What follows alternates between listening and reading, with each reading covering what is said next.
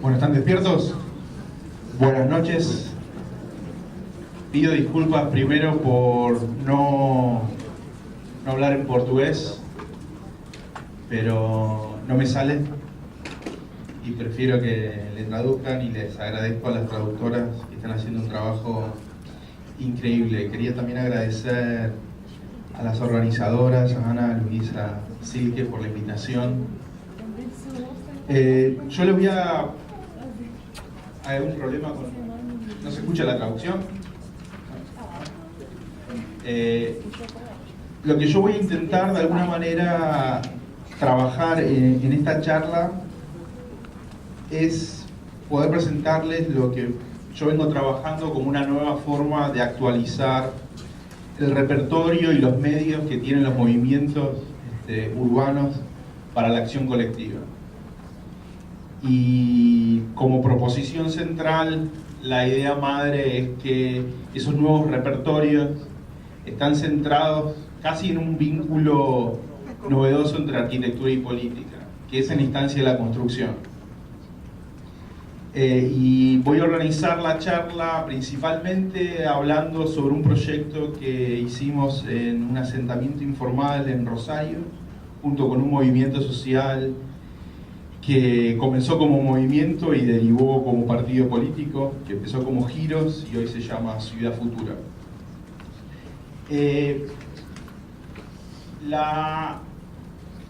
Los proyectos que nosotros de alguna manera llevamos a cabo tuvieron como finalidad no solo poder investigar estas dinámicas de política urbana, pero al mismo tiempo problematizar el rol que le cabía a las universidades a la hora de involucrarse en los conflictos urbanos. Y a mí me tocó llevar adelante esta investigación en un contexto de la política de educación británica, en donde hay un avance brutal sobre la comodificación de la producción de conocimiento, básicamente. La posibilidad de inclusive reubicar a las universidades como dinamizadoras y motores del mercado inmobiliario de las ciudades.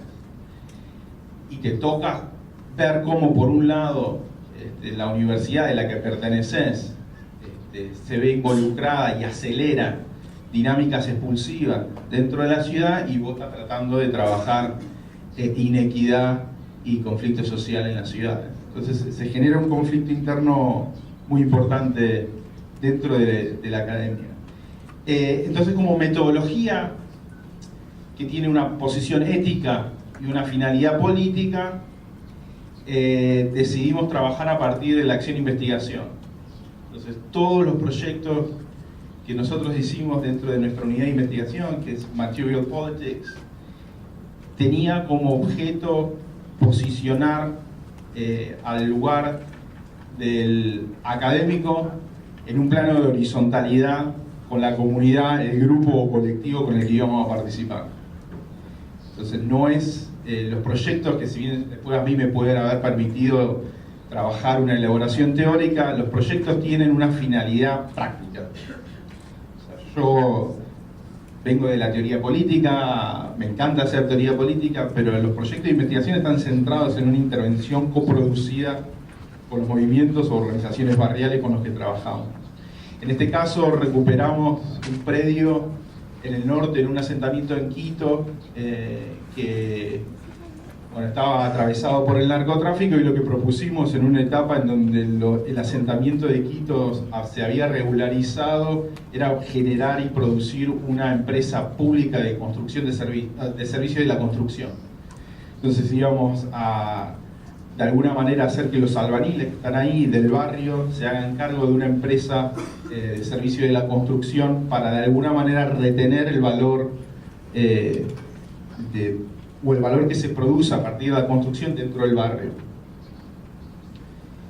Y el otro proyecto que hicimos fue en un asentamiento informal en Guayaquil de 200.000 personas, en donde le propusimos al ministerio, que estaba a punto de reproducir típico modelo de casitas de 42 metros cuadrados para solucionar el problema habitacional. Hacer un trabajo etnográfico, entender cómo construye la gente y pensar que era posible y necesario recuperar saberes técnicos populares.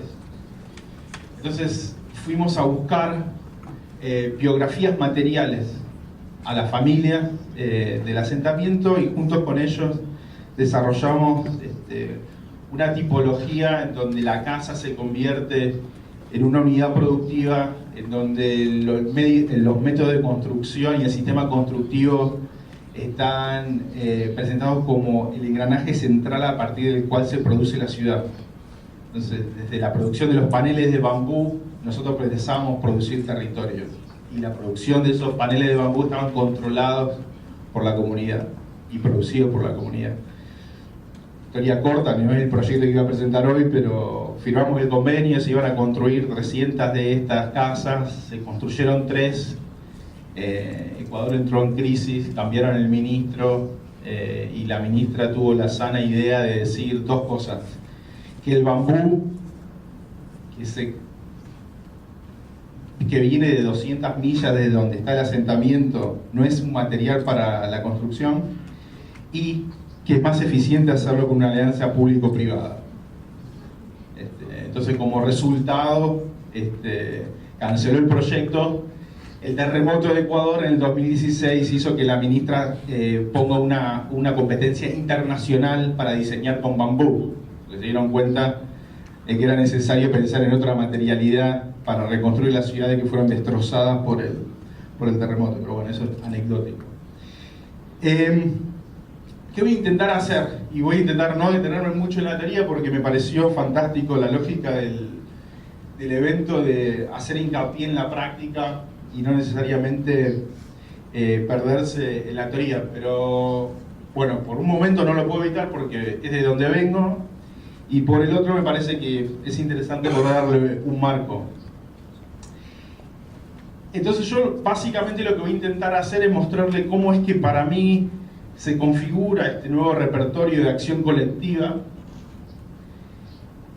tratar de transmitir la idea de que en el corazón de ese nuevo repertorio está la idea de la producción de infraestructuras, y la producción de infraestructuras populares como una forma de entender una nueva subjetividad política, y entender que en el ejercicio de producción de ese nuevo repertorio a partir de las infraestructuras aparece una táctica que se actualiza de alguna manera, que es la prefiguración.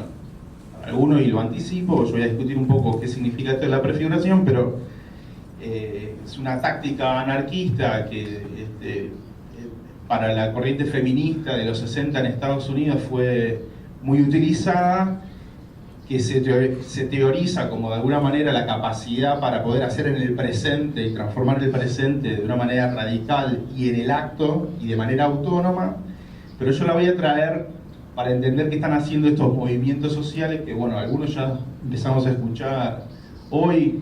El ejemplo que acabamos de ver de Río lo ilustra claramente, es esta idea de no esperar que el Estado te diga por dónde vas a tener que ir, sino poder mostrarle a lo público qué se puede hacer. Y tengo 4 de estas slides, no más, y después me meto en el caso del movimiento social que les quería contar. Lo que nosotros estamos asistiendo básicamente a la confirmación de una premonición lefebriana, ¿no? Se cumplen 50 años de la publicación del Derecho a la Ciudad, y en ese texto, que bueno, es central para los estudios urbanos, Lefebvre anticipaba, con muy pocos rasgos empíricos todavía evidentes, anticipaba que estábamos ante una transición, y la ciudad como categoría analítica y administrativa se estaba diluyendo, y lo que estábamos entrando era en un proceso en donde la lógica de la urbanización lo transformaba todo, desde lo cotidiano hasta la forma de pensar los modelos de acumulación. Es decir, dejábamos de ser y estar organizados a partir de un modelo de acumulación industrial, y la urbanización se convertía en un modelo de acumulación. Entonces, la ciudad, el territorio, se volvió un principio a partir del cual pensar la acumulación. 50 años después, a lo que asistimos es la confirmación de que el neoliberalismo tiene la capacidad técnica, práctica y normativa para poder transformar la destrucción del territorio y en esa dinámica schumpeteriana de destrucción-creación y constituirla como una lógica de acumulación. Así, destruyo parte de una geografía para poder recrearla y atravesarla con nuevas infraestructuras para poder hacer que ese territorio sea distinto, y en esa transformación genera acumulación. Para mí lo que hace este movimiento en donde se consolida la urbanización como un modelo de acumulación es que la construcción deja de ser un problema técnico-estético y pasa a ser un problema político. Pasa a ser un problema político para las clases populares y pasa a ser un problema político para las élites.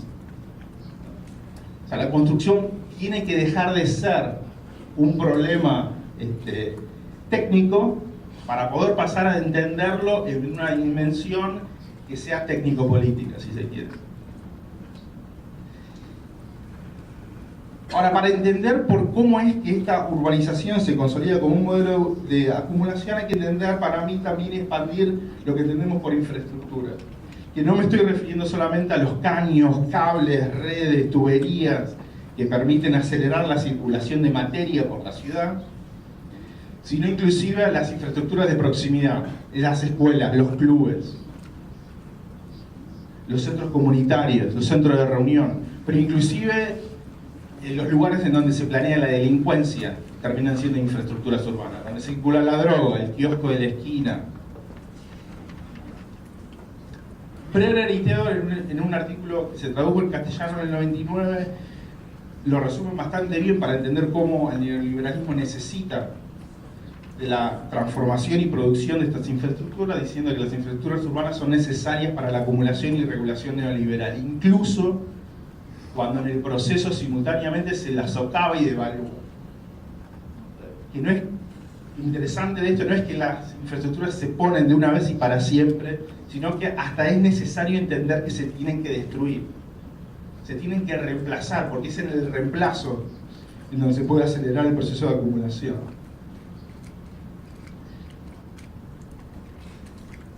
Esto se ve, si, digamos, en Brasil está en el corazón, o estuvo en el corazón de este planteo, o sea, en la destrucción casi continental, ¿no?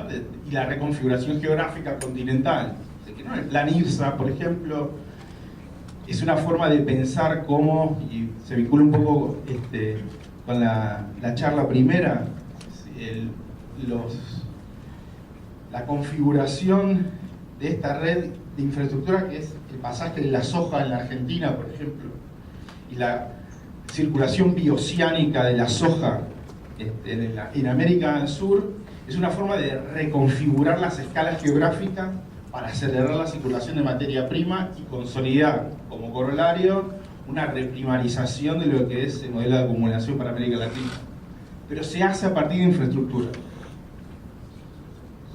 Sí hay entramados oscuros, sí hay corrupción, sí hay movimiento de élite, sí hay empresas constructoras corruptas, pero el medio a partir del cual se despliegan y se hacen visibles ese entramado social es a través de la infraestructura. Las infraestructuras nos permiten después ir y empezar a develar lo que fue necesario en términos normativos, políticos, para que esa transformación geográfica se haga posible. Y este es parte de un estudio también que hizo el equipo de Brenner en Harvard para pensar las infraestructuras. Ahora, y acá voy adentrándome en el tema desde donde yo lo miro, es que las infraestructuras no son solamente necesarias para la consolidación del modelo neoliberal. Las infraestructuras terminan siendo fundamentales para pensar también las lógicas de resistencia.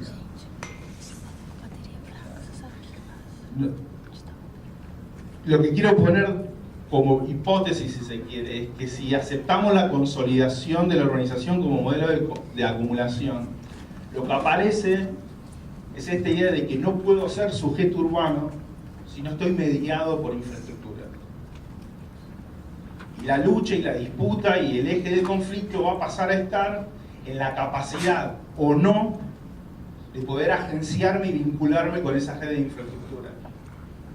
Y por lo tanto, lo que se ve muy claramente en términos de movimientos sociales en América Latina, y esto se ve mucho, me pareció fantástico el video desde Cochabamba, porque los movimientos sociales bolivianos, particularmente en relación del agua, tuvieron mucho sobre esto, y Lineras, el vicepresidente boliviano, el gran teórico de los movimientos sociales, lo trabaja bien. Los movimientos sociales en América Latina con forma de resistencia se retiraron hacia el territorio. Y cuando digo territorio no estoy hablando ni de periferias necesariamente, ni desde afuera de la ciudad al territorio. Y el territorio puede ser un edificio, puede ser un campo desocupado, puede ser una periferia urbana rural. Se retiraron al territorio porque se fueron socavando las espacialidades tradicionales en donde se desplegaba la identidad obrera. Linera lo plantea de esta idea de un desplazamiento de la forma sindicato a la forma multitud. La forma multitud es cuando te terminás yendo hacia la tierra. Y es desde la tierra donde te empezás a organizar para reconstruir una identidad que sigue siendo proletaria, pero que no está atravesada por las espacialidades tradicionales, que tiene otras.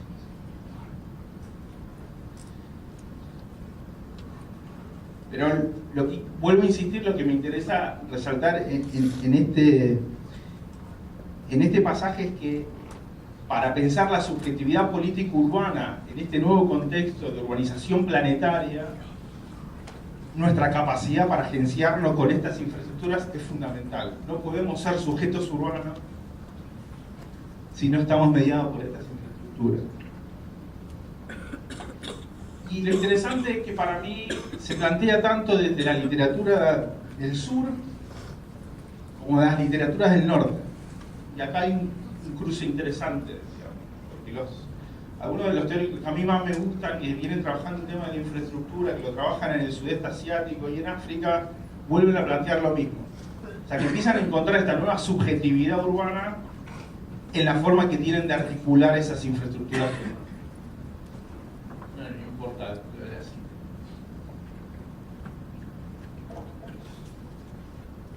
¿Qué pasa como táctica cuando nos retiramos hacia el territorio? ¿Y qué pasa cuando nos vemos forzados para pensar nuestra subjetividad urbana a través de la producción de estas infraestructuras? Es que cambia la temporalidad a partir de la cual pensamos la acción urbana. Tradicionalmente, si uno piensa en las formas de lógicas de acción colectiva, estábamos como de alguna manera atravesados por la teatralidad que suponía la articulación de una voz colectiva, la presentación de una demanda y la espera. La lucha para encontrar esa respuesta, la protesta porque no la tenemos y la rearticulación de la demanda. La prefiguración lo que supone es que se corta esa temporalidad. Se empieza a cuestionar de manera mucho más severa la primacía de lo que son los principios de representación liberal. O sea, yo no voy a esperar y articular mi demanda en relación a la presencia del Estado para que desde las instancias representativas me den la respuesta, sino que la voy a hacer en el acto. Me retiro del territorio, me articulo como organización porque puedo actuar ahora.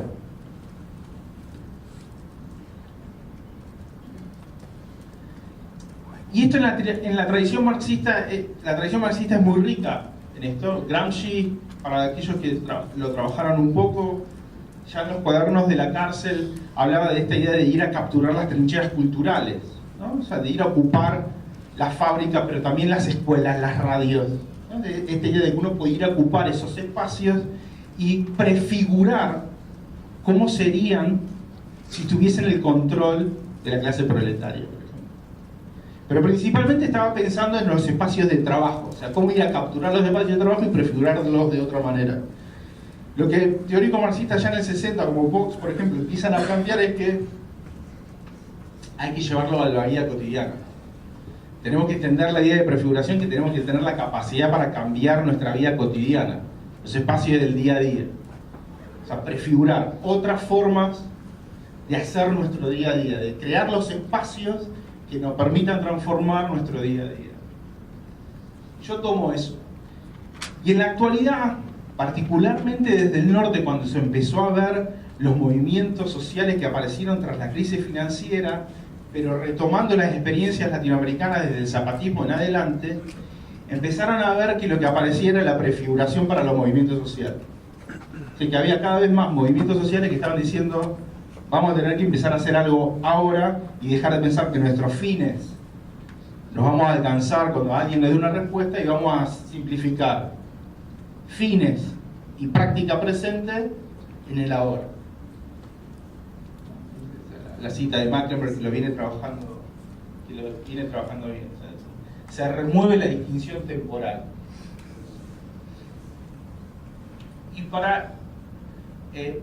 Y no es casual que sean 3 mujeres las que están llevando adelante esta revisión, y 2 de ellas son argentinas trabajando afuera, pero son argentinas. Ana Dinerstein y Marina Citrin son argentinas, y no las traje porque son argentinas, son de casualidad. O sea, esto no tiene que ver con ningún anticipo del mundial ni nada por el estilo. Esto no tiene que ver con la esperanza mía de que la Argentina le vaya bien en un mes, porque no va a pasar. Pero desde distintos lugares y distintos marcos teóricos vienen a empezar a plantear que la prefiguración está cambiando las tácticas de protesta de los movimientos sociales. Yo lo que le agrego es el énfasis en lo infraestructural, en el rol que juegan las infraestructuras. Entonces, para simplificar a qué me refiero con prácticas prefigurativas antes de llegar al caso, en la acción, es una acción sin mediación, es una crítica a la instancia de representación liberal, es experimental. No se sabe realmente el resultado que van a tener, pero me doy el espacio para poder experimentar. Como categorías de recuperación de la tradición marxista, apuntan a la descomodificación, a sacar ese espacio de la lógica del mercado. Si estoy pensando en una fábrica, la saco de la lógica del mercado y la recupero. Si estoy pensando en una escuela, la planteo en términos autónomos y cambio el currículum. Y hacen una alteración temporal, o sea, vuelven a instalar el presente como clave. Pero porque el futuro, como objetivo político, como proyección política, circula y se experimenta en el presente. Ya me fui demasiado. Déjenme meterlos en el movimiento. Este es un movimiento que aparece en Argentina, se consolida en el 2005 como un grupo de estudiantes que se van a un barrio periférico de la ciudad de Rosario, porque creen que las formas tradicionales de la política no le dan respuesta y quieren militar, quieren hacer política. Se van a un barrio a trabajar. Yo me vinculo con ellos en el 2011 y desde mi curso que yo dicto en la arquitectura empezamos a hacer actividades en conjunto. Una de las cosas que nos planteamos fue la de transformar el espacio de la escuela que ellos estaban haciendo de manera autónoma. Pero déjenme contarles un poco qué hace Giros. Giros nace como un problema territorial. O sea, este es el barrio en donde ellos están interviniendo. Tiene una parte urbana en el anillo de Rosario, yo ahora les voy a mostrar un mapa de Rosario donde se asienta, y una parte rural, la última parte rural de la ciudad, y está en el borde de la expansión de las nuevas comunidades cerradas de Rosario, ¿no? Entonces ahí acá se ve clara, ¿no? O sea, por acá, y ahora yo les voy a mostrar. Entonces nacen como un problema territorial, pero en vez de ser una especie de defensa pasiva, es decir, no pasarán, o sea, quiero frenar el avance de las comunidades cerradas, se plantearon desde el primer momento poder mostrar que el territorio se puede producir de otra manera. O sea, en vez de hacer una defensa pasiva o negativa, si se quiere, se propusieron desde el primer momento hacer una defensa activa. ¿Sí? Poder mostrar cómo se puede producir territorio de otra manera. Y para hacerlo, y acá viene una parte de teorización como yo lo interpreto, se pusieron a hacer infraestructura popular. Este es el diagnóstico. Lo que se dieron cuenta es que el 9% de la ciudad de Rosario estaba concentrado por monopolios de la construcción que estaban haciendo barrios cerrados. Ese fue el momento de un diagnóstico. Bueno, contra esta forma de hacer ciudad estamos confrontando. Y por lo tanto hay que pensar una forma distinta. Pero esa forma distinta no basta con decir no pasarán, sino que hay que hacer otro tipo de ciudad. Pero en el medio, como movimiento social incipiente, sacan la primera ordenanza en América Latina que prohíbe dentro de una ciudad la construcción de nuevas comunidades cerradas.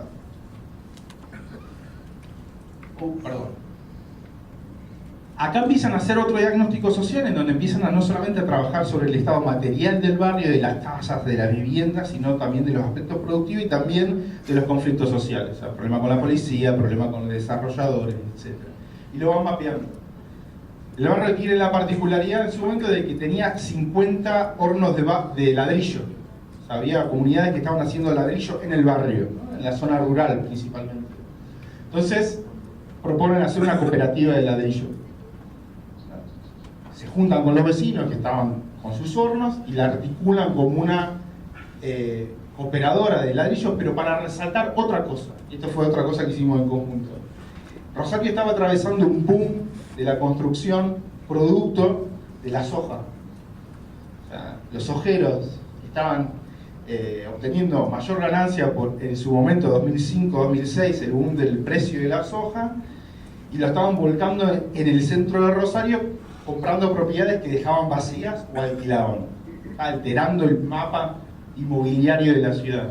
Ellos lo que querían crear, y lo que nosotros empezábamos a crear, es lo que era el ladrillo de precio justo.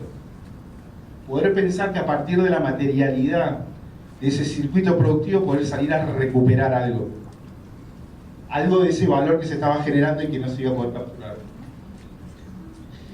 Cuando empezaron a ver la discrepancia, digamos, que había, los conflictos que había dentro del barrio, declararon unilateralmente, sin ningún efecto, el territorio de insurgencia y empezaron a hacer infraestructuras. Esta es la forma en que ellos mismos definen la prefiguración. O sea, no es una cosa que yo le impuse o yo le estoy pensando que ellos trabajan. Llaman a la prefiguración como anticipaciones concretas de la sociedad que deseamos. Las prácticas prefigurativas hacen visible que otras formas de lo común no solo son deseables, sino posibles. Hicieron en un espacio de 5 o 6 años un tambo que produce leche para producir queso, para producir dulce de leche, una escuela autónoma, un centro cultural autónomo cooperativo, una universidad. Tiene una universidad donde dictan cursos de gestión social. Imitaron al Estado que estaba descentralizado y generaron centros descentralizados de gestión de ellos. Y se lanzaron a crear su propio partido político para poder también cambiar y prefigurar otra forma de hacer leyes. No porque querían solamente conquistar el poder, querían hacer otra forma, querían pensar otra forma de hacer leyes. Y esto lo saqué del material de campaña que ellos produjeron para sus militantes, ¿no? Y esto es lo que le presentan a la comunidad. Los contenedores de presente que nosotros hicimos para la atención de la escuela, para mostrarles que se puede pensar la educación de otra manera. No vamos a alterar la política educativa generando más escuelas. No, nosotros pensamos la educación así, pero ya la hicimos. Muy chiquita, pero ya la hicimos. Nosotros pensamos que el territorio se puede pensar de otra manera y no solamente a través de las comunidades cerradas. Puede producir un tambo. ¿Dónde está el tambo? Por acá, la fábrica de quesos. Pensamos que la cultura se puede producir de otra manera que no esté mediada por la lógica del mercado. Hicieron el centro cultural. Es decir, le van contando a la gente que las propuestas de campaña no son proyectos que nosotros te contamos lo que te prometemos, sino lo que hicimos, aunque no tengan el poder. Parte de la Universidad del Hacer, que se llama la foto del tambo La Resistencia. Esta es la parte de la extensión que nosotros hicimos de la escuela, de los 2 contenedores, y el dulce de leche que se llama tan violentamente dulce.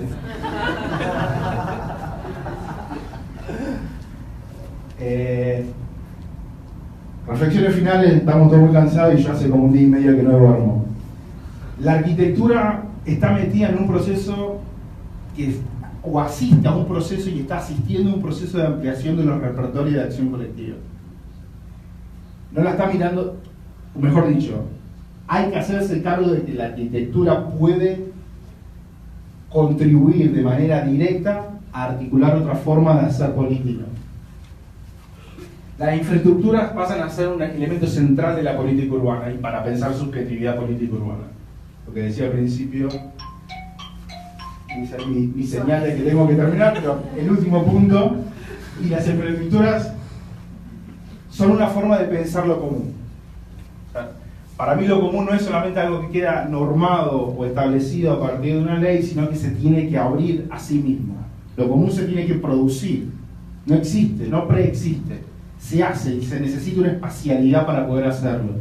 Y las infraestructuras son una forma para hacerlo. Muchas gracias.